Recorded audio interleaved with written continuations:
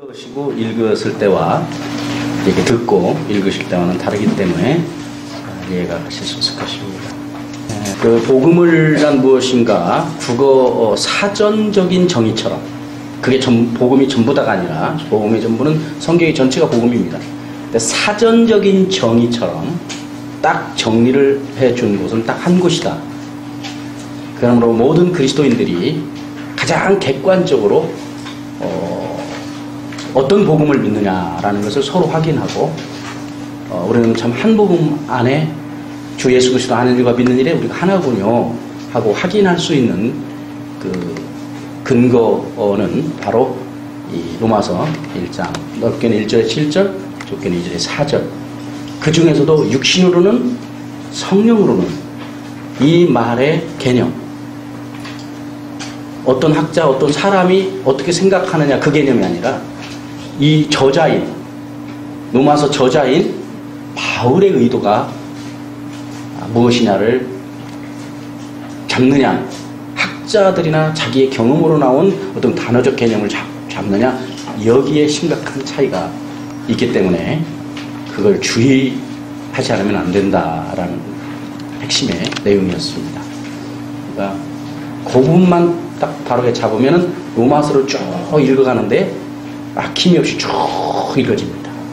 로마서가 쭉 읽어지게 되어 있습니다. 그래서 결국 그러면 로마서는 히브리서는 예수 아들을 통하여 하나님이시지만 아들을 통해 말씀하시기 이전과 이후의 관계 얘기를 내가 하겠다. 이게 히브리 주제라고 그랬잖아요. 그러니까 나머지 내용들은 다 뭐예요? 히브리서는 그것을 구체적으로 풀어주는 내용들로 되어 있다. 그러므로 이제는 비교할 수 없이 예수님께서 단 한 번의 피 흘리심으로 완전한 제사를 드리셔서 다시는 속죄의 제사를 드려야 할 이유도 필요도 없는 완벽한 제사. 구약시대는 제사를 매일 드리고 매일 드리고 매일 드리고 매일 드려도 온전치 못하기 때문에 또 드리고 또 드려야죠. 제사장들도 죽으면 온전치 못한 제사이기 때문에 또 세워야 하고 또 세워야 하고 또 세워야 하고 또 세워야죠. 이런 얘기죠. 히브리서가 보면 이 개념으로 복음을 이해하면 히브리서가 재밌는데 복음은 딴 개념으로 이해하고 그 개념으로 성경을 보니까 성경은 전혀 다른 얘기를 하고 있거든요. 별로 우리가 믿는 예수님하고 별 상관이 없는 얘기를 하고 있단 말이죠. 히브리서나 성경이 증거하는 그 복음 그 예수를 우리는 믿어야 되는 것입니다. 그래서 이제는 우리는 모세 아래 있지 않다 이런 얘기죠. 이제는 우리는 예드냐 아래 있지 않다. 이제는 율법을 준행해서 의롭다함을 얻은 시대는 끝났다. 오직 주 예수 그리스도를 믿음으로만 그분을 믿음으로만 구원을 얻는 시대이다. 근데 아직도 이단자들이 살살 스며들어가지고 뭘 자꾸 충동질했어요? 야, 구약도 하나님 말씀이요. 그 중에서도 유대인들 우리야말로 정통 보수야. 그러니까 몰라. 다른 건 그래 좀 양보 많이 한 거예요. 그 사람들도. 다른 건 몰라도 적어도 할례는 행해야지. 할례는. 이런 얘기 자꾸 한 거예요. 그러니까 바울이 가당치도 않은 얘기. 하지도 말고 속지도 마라.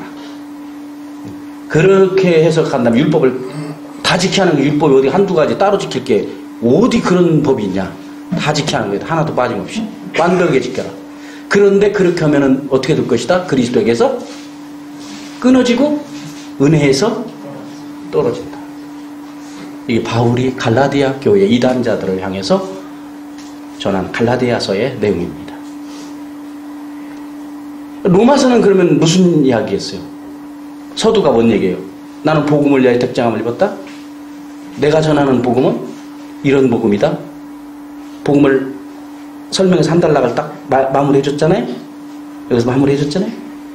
이 복음을 그 다음 설명하겠죠? 그러니까 복음이란 무엇인가를 설명하는 목적으로 쓰여진 책이 어떤 책이다? 로마서다. 로마서다. 로마서다. 그러니까 로마서와 갈라디아서가 이제 교리서로서 아주 중대한 책인데 이 로마서와 갈라디아서를 바로 이해하려면 히브리서의 관점으로 로마서와 갈라디아서를 읽어야 합니다. 네? 그러니까 히브리서와 로마서와 갈라디아서가 서로 다 이게 전부 한 복음의 내용을 설명하는 내용이 전부 통하는 그런 이해여야 합니다. 그런 이해여야 합니다. 그런데 기존에 우리가 잘못된 신학을 가지고 인위적으로 로마서 갈라디아에서 부분적으로 성경 구절을 이용해서 하나의 틀을 딱 짜나 그 신학으로 로마서 갈라디아서를 보면 로마서를 처음부터 끝까지 그렇게도 논리정연하게 그렇게 자세하게 설명해주는 논리를 다 중간에 다 끊어버려야 됩니다. 그리고 내가 필요한 부분만 이렇게 쭉쭉쭉 빼서 이해를 해야 되죠. 그리고 더 엄청난 일은 히브리서로 넘어가 버리면 히브리서는 뭔 얘기를 하는지를 전혀 몰라버립니다. 히브리서는 이제 그 신학으로 히브리서는 해석 못해버립니다. 그 신학으로는. 그러니까 제가 10여 년 전에 저 서울에 강남터미널 정면에 보면 그 기독교 서점이 크게 이렇게 건물이 있죠. 앞에 강남터미널 맞은편에요. 크게. 그러면 기독교 서점 굉장히 큰 건물이 다 기독교 서점입니다. 거기를 이제 처음부터 끝까지 쭉 이렇게 뒤졌는데 히브리서 강해집을 찾아보려고 한 권을 찾아볼 수가 없었습니다. 10여 년 전에 해도. 근데 조금 지나서 한 권이 딱 발견됐는데 온누리교회 한주 목사님이 쓴 히브리서가 나왔습니다. 결론은 어떻겠어요? 그러니까 우리 개혁주의 신학으로 그러니까 개혁주의 신학에서 히브리서 해석이 불가능해져 버립니다. 근데 해석을 하면 이제 계속 그 신학적으로 해석을 해야 되는 문제가 있어서 엉뚱한 얘기를 하게 이제 되는 것이죠. 자, 그러면은, 자, 이제 육신으로는, 그러면은 이것은 이제 일단 이렇게 그 근본을 이해하시는 게 좋아요. 육신으로는 구약 시대의 그 패러다임, 영역, 구약의 영역 속에서 다윗의 후손으로 나셨어요. 누가요? 예수님께서. 그러니까 이 말은 어디로 이어지냐면 무슨 말씀으로 이어지냐면 갈라디아서는 율법 아래 나시고 주님이요 율법 아래 나셨다고 그랬죠. 그 다음에 또요 누구에게 났다고 했어요? 여자에게 나시고 그런 얘기죠. 율법 아래 나시고 여자에게 나시고 여자의 후손이 그 머리를 상하게 할 것이요 이런 말씀이 있죠. 율법 아래 나셨죠. 왜? 율법에서 우리를 구원, 자유케 하시려는 분이시기 때문에. 그러니까 하나님의 역사 플랜, 역사 계획은 크게 두 시대가 있었습니다. 아들이 오시기 이전 시대와 아들이 오신 이후 시대에 이 다른 점을 드러낼 때 주 예수 그리스도가 오시고 십자가에 왜 오셔야 했고 죽으셔야 했고 왜 부활을 그가 하시고 승천하셔서 오른편에 앉으셨다는 말은 왕권을 얘기하잖아요. 내 오른팔이요. 저분의 오른팔이야. 뭔 말이에요, 이게? 오른팔이라는 말이야? 나 다음에 권력자란 얘기죠? 오른팔. 예수님이 우편에 앉으셨다. 그 말은 왕으로 군림하셨다. 그 말이에요. 왕권을 가지시고, 왕권을 가지고 군림하신 것입니다. 이 에베소서에는 이걸 어떻게 말씀하십니까? 이전에는 감추었던 비밀이었죠, 이게? 감추었던 비밀인데 이제 어떻게 됐다 했어요? 나타났다. 나타난 복음이죠. 구약시대는 희미한 복음, 사망의 권세 아래 있는 복음, 복음이 없었던 건 아니에요. 감추인 복음, 그림자적 복음이죠. 이제는 뭐예요? 나타나신 복음, 드러나신 복음. 그 다음에 구약의 구원은 희미한 구원, 온전치 못한 구원. 그러니까 구약의 제 아무리 의인도 문제가 있어요, 다. 문제가 있습니다. 그래서 구약은. 그러니까 구약 성경을 읽어서 잘 따라봤자 그분들밖에 못 살아요. 그래서 죄를 또 집니다. 그러면 근데 구약시대는 뭐가 있었어요? 죄 지면 또 가서 사함받고는 그런 하나님께서 은혜를 주셨었거든요. 근데 지금 오늘날에는 죄 지면 어떻게 해야 돼요? 또 제사 드려서 사함 얻을 길이 있어요? 또 제사 드려야 돼요? 속죄 제사? 그게 이단이에요. 그게 이단.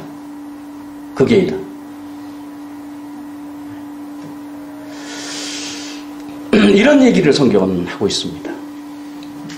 이런 얘기를. 그러면은 주님이 십자가에 죽으심과 부활을 이제 쭉 설명을 해서 로마서 한쪽서부터 읽었으면 시원하겠는데요. 끝까지 한번 네, 6장을 한번 보십시다. 우리가 십자가와 부활을 믿는다는 것은 나무 형상 십자가를 믿는다는 말이 아니다는 것은 너무나 명백한 사실이거니와, 네. 우리가 십자가를 믿는다는 것은 예수님께서 십자가에 죽으시고 부활을 하셨다. 십자가 부활을 믿는다는 것은 그건 역사적인 사실이다. 거짓말이 아니고 사실이다. 이게 강조점이 아닙니다. 이걸 안 믿어야 한다는 건 그 말이 아니라, 이게 당연하죠. 근데 이게 강조점이 성경은 아니다라는 것입니다. 이게 아니라 노마스를 보십시오. 그 역사적인 그것은 사실이 정말 거짓이 아니다. 그러면서 어떤 사람들이 복음 전하는 것처럼 다른 이방인들이나 종교 교주들이나 봐라, 죽었다가 살아난 사람이 있는가? 죽음으로 다 끝났지. 이런 대비로 바울도 설명을 하면은 우리 생각이 맞은데, 바울은 전혀 그쪽 설명을 안 해요. 그러니까 성경은 어렵고 그냥 내 생각이 빠릅니다. 경험도였지 말하기도 쉽지. 그럼 그때라도 내 생각을 성경을 통해서 고침을 받아야 되는데 죽을 각오를 하고 그것은 안 씁니다. 나하고 안 맞으니까 성경 보면 내 거 다 버려야하거든요. 주님이 그거 고쳐주시겠다고 성경 보라고 하는데 죽을 각오가 안 보니까 죽도록 그냥 긴가민가 이렇게 살아가게 되는 것이죠. 십자가에 죽으셨다는 것은 성경 바울이 말하는 것은 무엇보다도 죄에 대하여 함께 죽은 것이다. 그가 사심은 하나님을 위하여 사심이다. 이런 설명을 합니다. 십자가 부활 설명하면서 바울은. 그러니까 우리가 십자가를 믿고 부활은 또 줄이면은, 아니 복음을 두 마디로 조금 늘리죠. 줄이는 게 아니라 복음이라는 말을 조금 늘리면 뭐예요? 십자가와 부활이라는 말이죠. 조금 더 늘리면 육신으로는 다윗의 옷을 하시고 성결의 영으로는 죽은 자 가운데 부활하여 그 능력으로, 나타나신 능력으로 하나님의 아들로 취임하셨으니 곧 이가 주 예수 그리스도라. 그러니까 주 예수 그리스도를 결론에서 또 딱 묶어줬죠. 바울이 그 짧은 내용 속에서도 설명, 내가 뭘 말하려고 하냐, 이게 내용이다. 그러면 결론으로 딱 내려졌죠. 그리고 그 다음 또 풀어가요. 또 풀어가.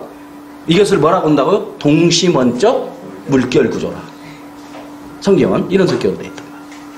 그래서 또 더 자세히 설명을 합니다. 또 더 자세하게 설명을 합니다. 또 자세하게 설명을 합니다. 이렇게 되어 있습니다. 네. 그렇게 자세히 성경이 쉽고 자세하고, 우리같이 무식한 사람도 그냥 새겨지게 이렇게 기록이 성경이 되어 있습니다. 그래서 십자가와 부활을 믿는다는 말은 다시 말하면 풀어보세요. 어떻게 풀어요? 바울 사도처럼 그런 설명을 해보세요. 내가 십자가를 믿습니다. 나는 부활을 믿습니다라는 말은 다시 말하면 무슨 얘기예요? 죄에 대해서는 죽고 조금 살아있어요. 완전히 죽었어요. 완전히 죽어버려요. 그러니까 주님이 질식사하셔, 이렇게 되어야 기절 잠깐 했다가 인나셨어요. 완전히 죽으셨어요. 완전히 안 죽은 분은 주님 기절하신 분으로 믿는 거죠. 말로는 죽었다고 하고 실질은 지금 기절한 정도. 완전히 안 죽은 거다. 교회 정도 나올 때 보면 완전히 안 죽었다고는 안 믿는 분이에요. 분명히. 근데 그렇다고 해서 완전히 죽었다는 것도 안 믿는 분이죠. 조금 기절 잠깐 의식은 있었다. 이렇게 믿겠죠. 성경은 근데 뭐예요? 저 완전히 죽으셨어요. 죄에 대해서 완전히 죽어버려야죠. 그가 부활을 믿는 것은 그가 사심은 죄가 서에서 동이 정반대잖아요. 그런 것처럼 죄와는 정반대의 삶을 살아가십니다. 근데 문제는 죄가 뭔가부터도 완전히 철학적 개념을 가지고 있어버리면 얽히고 설키고 뭔 말인지도 모릅니다. 죄는 신구약을 전체 그 죄의 정의를 제가 여기 해놨죠? 좀 정리를 조금 해놨습니다. 부족하지만 몇 페이지에 있습니까? 여러분 교재에 죄의 정의를 조금 나름대로 해놨죠. 몇 페이지예요? 6쪽? 예. 6쪽. 예. 거기만 한번 읽어보세요. 시작. 신구약 전체를 통틀어 죄란 무엇인가 하는 것을 종합하면 하나님과 그의 언약을 순종하지 않은, 이렇게 전체적인 것을 통합하면 이렇게 한마디로 표현할 수 있죠. 지금 우리가 살고 있는 이 신약 시대에 있어서 죄라는 건 뭐예요? 그러니까 죄도 아담 때 죄가 이런 언약사적 관점으로 볼 때는 아담의 죄하고 노아의 죄하고 오늘 우리의 죄하고 같아요, 틀려요? 언약 관계론적 관점에서 보면. 그러니까 하나님께 불순종한다는 점에서는 똑같아요. 근데 우리 사람은 굉장히 편의주의적이기 때문에 그냥 간단한 걸 좋아해요. 근데 우리 인생은 그렇게 간단하지 않습니다. 복음이 우리의 모든 전반의 인생을 주장하고도 나무 믿는 게 복음이거든요. 근데 우리는 간단 명령, 많은 힘도 없고 매가리도 없는 이거 하나 갖고 그냥 인생 전체를 의지하려고 하니까 쓰러져 버리죠. 복음은 우리 인생 전반에 걸쳐서 우리를 다 지배하고도 나무 믿는 게 복음입니다.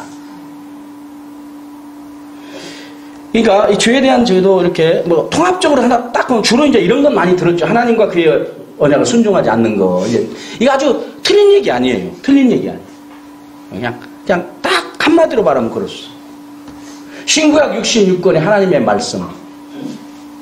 어떻게 살아야 하는가? 말씀대로 살아야 한다. 틀린 얘기예요? 안 틀린 얘기예요? 얼만큼 안 틀린 얘기예요?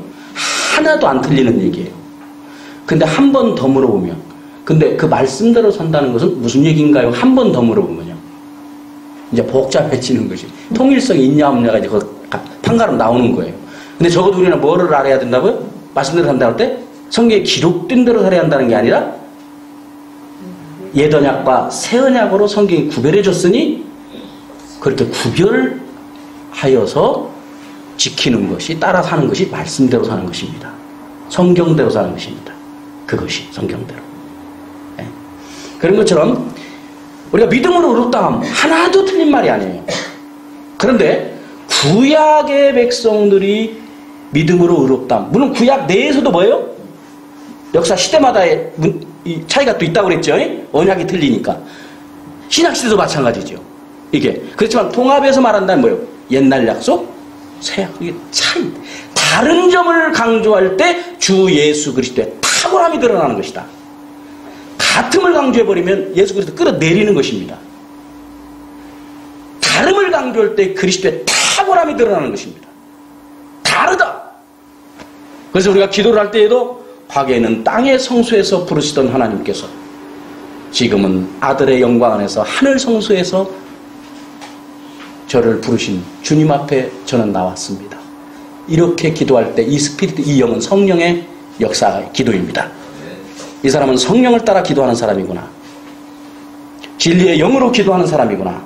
알 수 있는 것입니다. 영을 분별할 수 있을까요? 없을까요? 너는 영을 분별하라. 이단의 영인지 아닌지를 영을 분별하라 했잖아요. 어떻게? 그리스도가 육신으로 육체에 오신 것을 부인하는 영. 그게 무슨 말이겠어요? 육신으로 오셨다.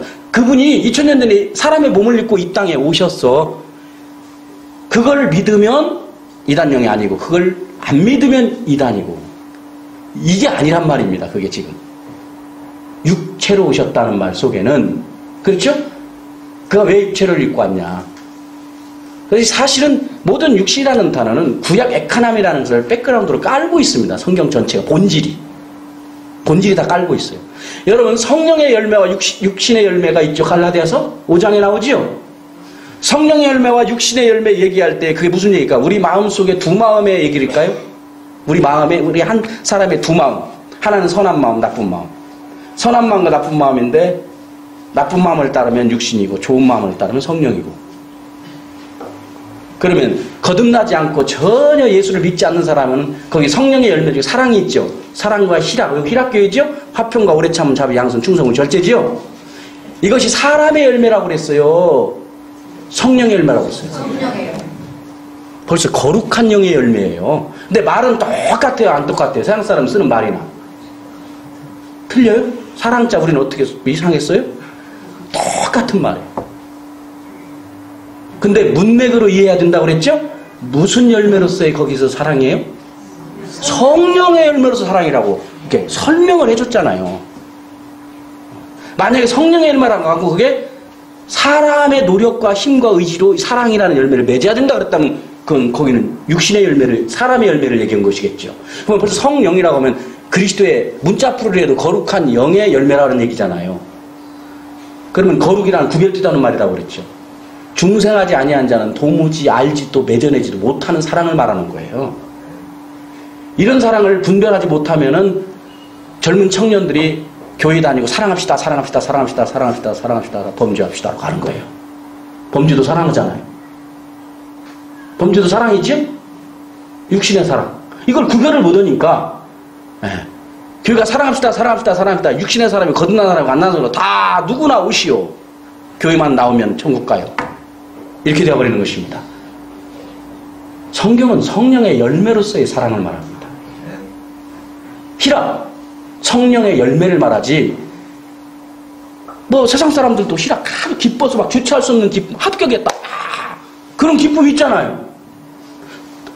그냥 평범하게 살다 동창회 가면 막 또 무지하게 기뻐하는 사람 있어요? 별로 안 좋아하는 사람도 있지만, 그냥 거기만 가면 좋아하는 사람. 또 이 주색 잡기, 이쪽 동네만 가면 신바람 나는 사람. 희락이 그냥 넘쳐. 그 희락과 이 희락은 어떻게 되는 희락인가? 성령의 열매로서의 희락입니다. 사랑과 희락과 화평과 오래 참 자비 양선 충성원이고 성령의 열매. 그러면 호색과 술 취함과 방탕함과 이게 이제 우리하고 어떻게 좀 이게 세상 윤리와 도덕과 하나님의 나라의 윤리와 도덕이 좀 이렇게 교체되는 성격이 더러 있는 데서 우리는 혼돈해 버려요. 특히 잠언서 같은 거 읽으면 그냥 쉰 줄 알아요. 잠언서 이렇게 아무나 이해하는 얘기인 줄 알아요. 잠언서 우리가 쉽게 알아듣는 듯한 얘기들 많잖아요, 거기. 거룩한 말씀입니다, 성경은. 주 예수 그리스도가 누군가를 알게 하려는 말씀입니다. 세상의 모든 경전과 주 예수 그리스도를 몰라도 되고 십자가 부활 통과하지 않아도 그냥 다 알 수 있는 지식이에요. 개념이고 영이에요. 그렇죠? 성경에서 말씀하는 모든 지식은 근본적으로 주 예수 그리스도의 십자가와 부활, 복음으로 읽지 않으면 알 수 없는 단어의 개념들입니다. 단 한 단어의 개념도. 그리스도를 떠나서는, 그 영을 떠나서는, 십자가와 부활을 떠나서는. 그러니까 저기 고린도서에서는 뭐라고 말했어요? 무엇이 능력이라고? 십자가가 능력이라고 말씀했죠? 십자가가 능력이에요. 그게 지식이라고 그랬죠? 지혜라고 그랬죠? 십자가가. 그러면 이제 오늘부터 십자가 만들어가지고 여기다 목걸이 딱 해버리면 이제 지식은 받아놓은 당상. 십자가가 지혜고 능력이니까. 딱 해버리면.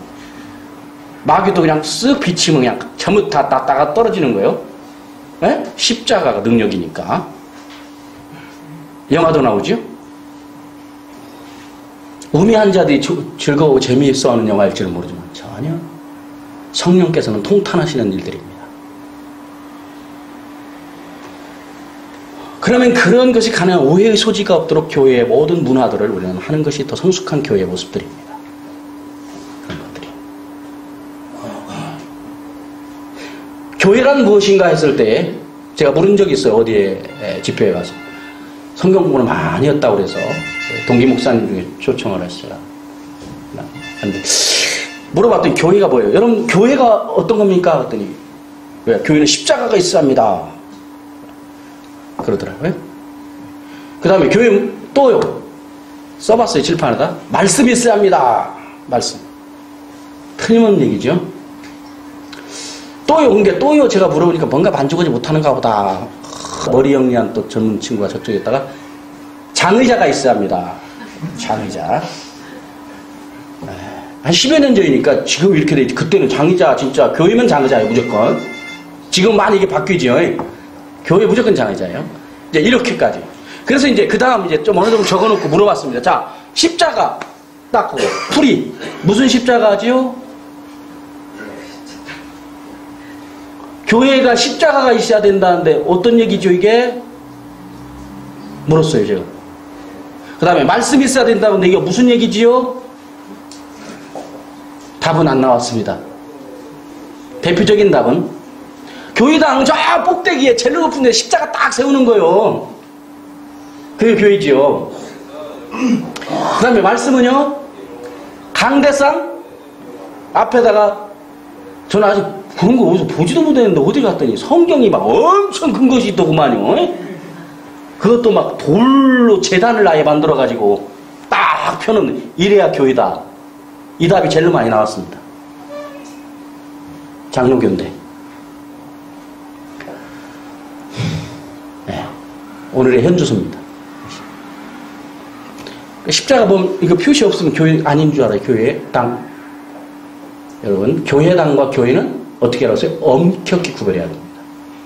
왜? 성전이 오늘날 교회당이 아니라 어디예요? 오늘날 성전이. 구약이나 신약이나 성전은 어떤 곳의 성전이라고 그래요? 하나님께서 임하여 계시는 하나님의 집이에요. 하나님이 거주하여 사시는 집.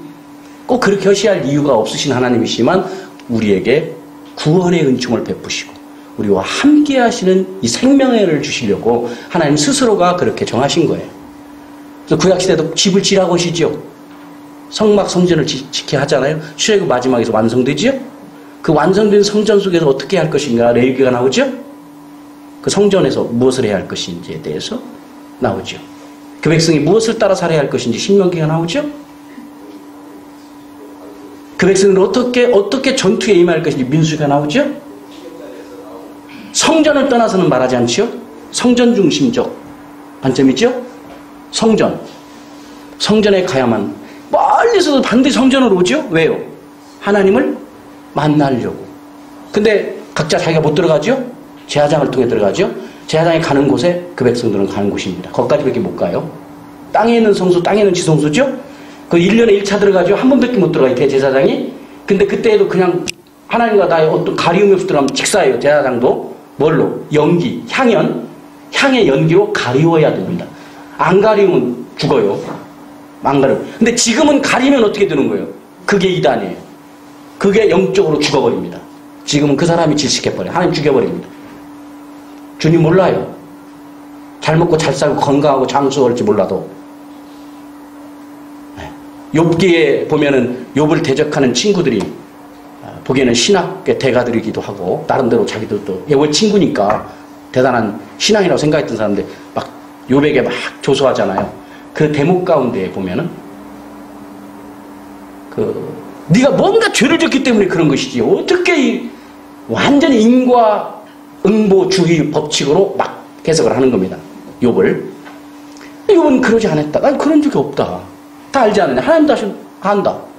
아무리 얘기를 해도 필요 없습니다. 아니다. 그러니까 그렇지 않다. 하나님이 그렇지 않다면 막 복에 복을 더해 주실 것이다. 잘 먹고 잘 살게 해줄 것이다. 막 했어요. 그러니까 욥이 쫙 거기서 얘기를 하는 걸 읽어보십시오. 거기에 보면 욥이 믿지 않고 생명이 없고 버린 자식들이 죽을 때까지도 기름이 번질거리며 부자로 살며 죽은 후에는 장래행렬이 끝이 없이 있으며 욥이 그런 얘기를 하잖아요. 저주받은 자들도 얼마든지 그런 자들이 있다는 것을 너 세계를 돌아다녀봐라. 세계를 넓게 보면 그거 알지 않느냐.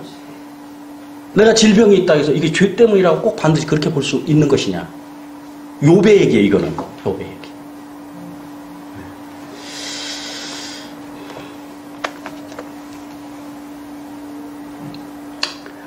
자, 죄와 죄의 세력에서까지 완전히 끝내버린 사건이 십자가 사건인데요. 이것을 알기 위해서 그 본질을 먼저 아는 게 중요한데 아예 죄가 왕노릇하던 구약시대. 그렇죠? 죄가 왕노릇. 율법이라는 걸 주셔서 구원을 베푸셨지만 그 위에 뭐가 있어요? 그림적으로 그린다면. 죄라고 하는 것이 여전히 왕으로 있어요. 그 시대는. 그 실증을 히브리서 성경은 무엇으로 증명해요? 죄가 왕노릇한다는 것을. 믿어도 죄가 왕노릇한다는 것을.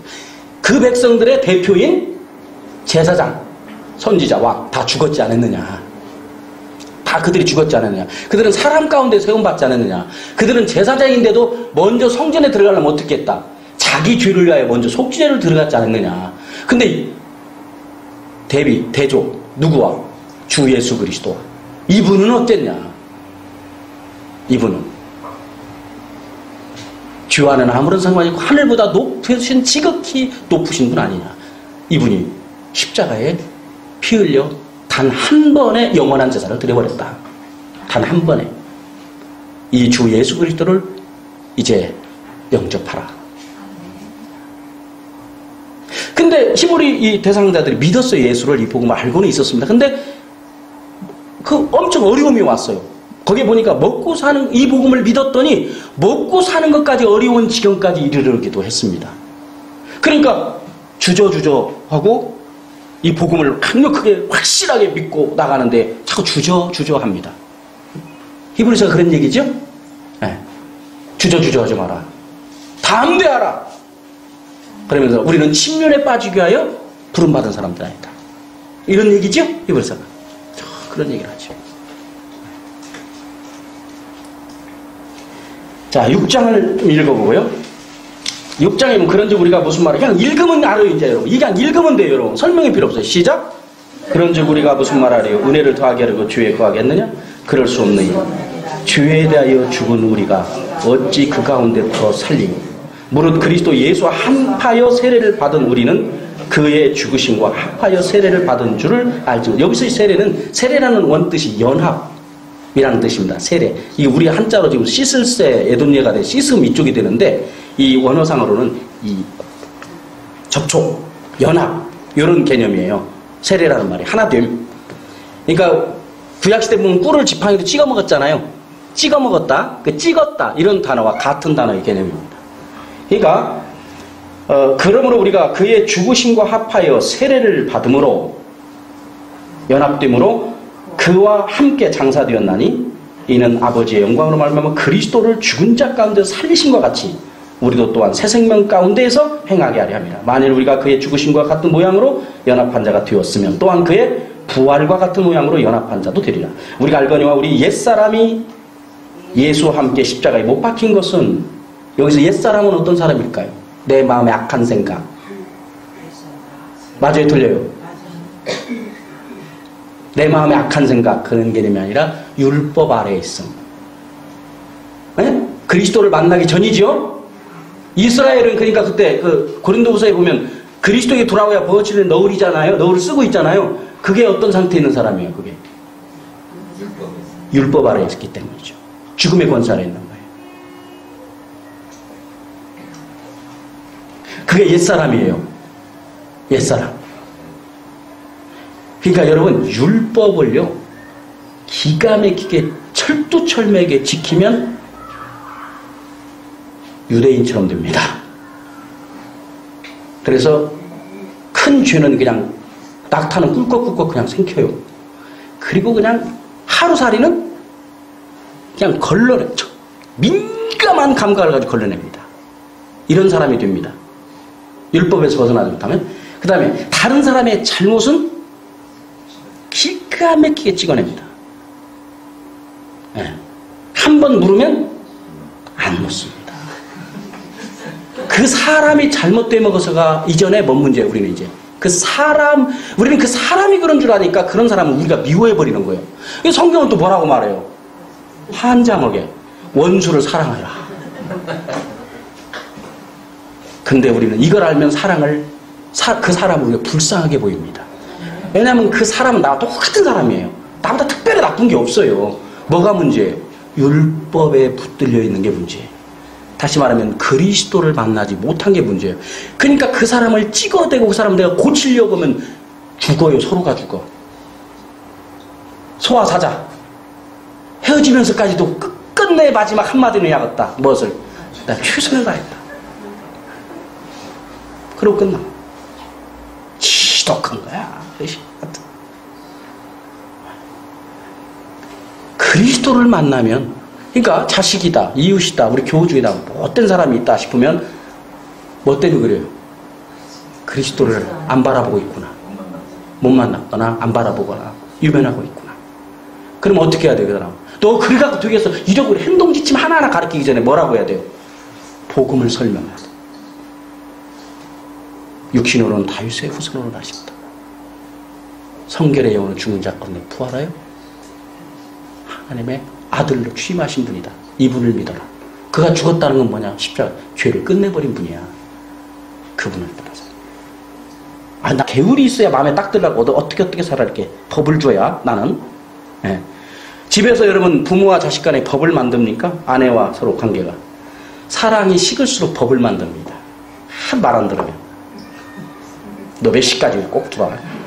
여보, 몇 시까지 꼭 들어야 돼? 안 돼? 그럼 안 돼. 근데 아주 사랑하는 관계는 법이 없어요. 근데 뭐가 잘 돌아가요. 그러죠?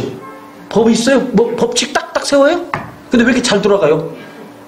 그 다음에 내가 이만큼 일을 쓴 게 너도 왜 약하냐? 너 집에 뭐 형제간이 있다든지 부부간에 있다든지 그럼 내가 이만큼 했어요. 당신들 왜 나만 해야 돼? 난리 납니다. 근데 사랑의 법으로 따라 사는 사람들은 일반적으로도 그래요. 육신의 사랑의 법도. 심지어 믿지 않는 자들도 사랑을 하면 어떻게 되냐면 묻지 않아. 따지지도 묻지도 않아. 그냥 사랑하기 때문에 여보 어떻게 되죠 거기는? 그 집은? 여보 아이고 너무 힘들어 내가 좀 먹게. 여보 뭔 소리요? 저거 좀 더 있어. 에? 이렇게 돌아가요. 무슨 법 때문에? 사랑의 법으로 사니까. 교회의 결국 생명은 뭡니까? 교회에서 사랑. 그 열매는 생명의 열매는 사랑이라고 말하고 있어요. 요한일서 3장 10절 한번 보십시오. 악마에 속한 자와 하나님께 속한 자를 이것으로 확실하게 알게 돼 있다. 요한일서 3장 10절 어떻게 확실하게 알도록 안다고 되어 있는가요? 이러므로 하나님의 자녀들과 마귀의 자녀들이 드러나나니 제가 가지고 있는 성경에는 확연히 드러나게다 이렇게 되어 있어요. 물은 의를 행하지 아니하는 자나 또는 그 형제를 사랑하지 아니하는 자는 하나님께 속하지 아니하니라. 눈에 보이는 자기 형제를 사랑하지 아니하고 어찌 눈에 보이지 않는 하나님을 사랑할 수 있단 말이냐. 이게 성경. 이것으로서 이 사람이 교회를 다니든 안 다니든 직분이 있든 없든 젠틀맨이든 아니든 악마에 속했구나 아니구나를 알 수 있다. 성경은 그렇게 말합니다. 무조건 화 좀 내면 마귀, 지독한 악마에게 사로잡혀 있으면서 점잖으면 신자. 에? 어디서 나온 얘기죠? 그러니까 예수님도 십자가를 묵묵히 지실 때는 예수님 같아요. 예수님 같아. 마음에 들어. 근데 20대 때 이 젊은이는 불을 토해낸 것이 꼭 그런 얘기를 하는 게 아니고 하나님의 성전을 더럽혔을 때 그냥 상을 뒤엎고 채찍으로 휘두르면서 에? 이 예수도 예수입니다. 에?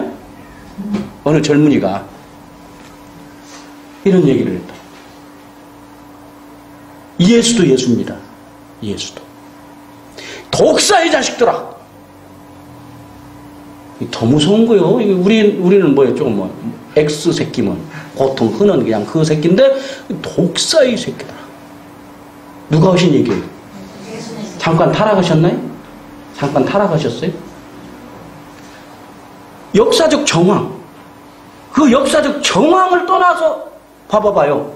예수님은 의롭고 선하고 절대로 완전하신 분.